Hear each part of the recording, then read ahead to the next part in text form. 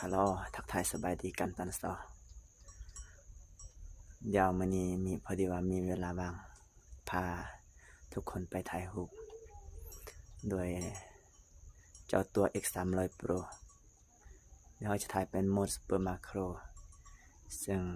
รูปที่เราจะถ่ายจะเป็นจำพวกดอกไม้หรือว่าแมลง